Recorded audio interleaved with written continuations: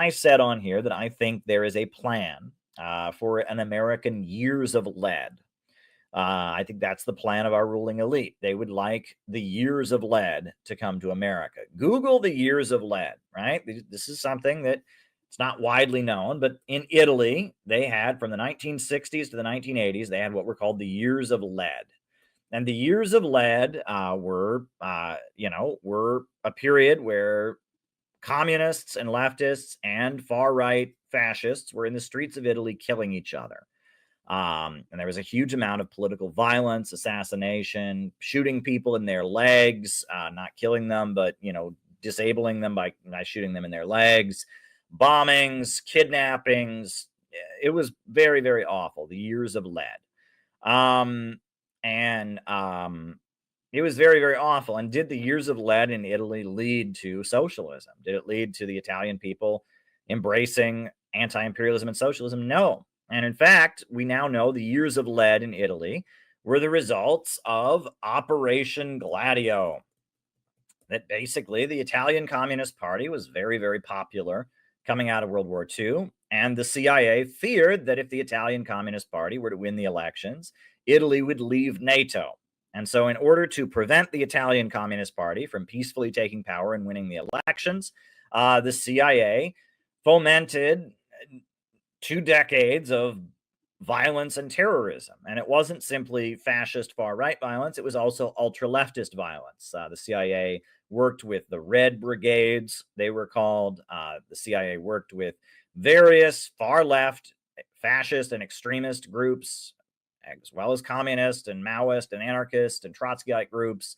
And there was just a prolonged campaign of violence and killing that sickened most people. And most people wanted to stay out of politics because they didn't want to get killed, and the population became weary.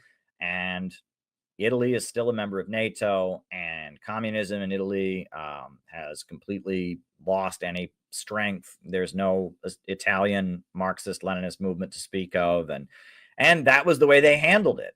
Is that they created a prolonged period of violence in order to demoralize the population. And I feel like right now in the United States, that is what the plan is, that they see that because Trump won the elections, because he's against the establishment, they see that because of the fact that the economic situation is getting worse, many Americans are questioning mainstream media. And the plan is to foment some kind of American years of lead, to have extremist groups shooting and killing each other and get the population weary of violence so that we just accept the conditions. What they're really afraid of is a mass movement. What they're really afraid of is working people coming together and saying, we want to improve things in our country, and putting forward an anti-imperialist working class program. That's what they're afraid of. They're not afraid of isolated acts of violence and terror. They're not afraid of that. They're not afraid, they're not afraid of people yelling at each other on the internet and tearing each other down. They're not afraid of that. And we have to embrace the obvious solution, which is that we need a mass movement of working people to demand a government of action to fight for working families. And that right now the ruling class is trying to give us every option but that. Well, they want us a mass movement that's focused on identity politics. They want a mass movement that's focused on conspiracy theories. They want a mass movement that is focused on isolated acts of violence and terror. They want every internet fandom you ever heard of. But at the end of the day, what we need is a mass movement. And no, being part of an internet fandom is not going to cut it. And no, trying to own communism and, make communism popular in America and own the communism TM, that's not going to cut it. We need a mass movement of working people to oppose imperialism and make the country better. And they are going to give us every option except that. And we just have to focus on the goal. I urge people to develop tunnel vision. Tunnel vision. Just focus on what it is that everybody can see we need. We need a mass movement of working people to oppose the march toward World War III and the danger of a new world war. That is what we need. And it's very obvious that we need that, but it's also very obvious that our ruling elite will do everything they can possibly think of to give us another solution.